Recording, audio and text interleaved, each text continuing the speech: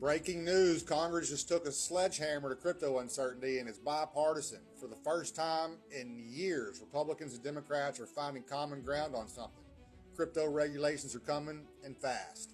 The House just pushed forward the Stable Act aimed at locking stablecoins into a federally regulated framework.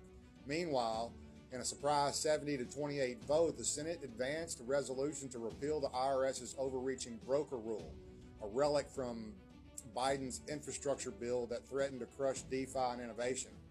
President Trump has already signaled he'll sign it. This isn't noise. This is a full-on shift. But here's where it gets a little spicy. Democrats are now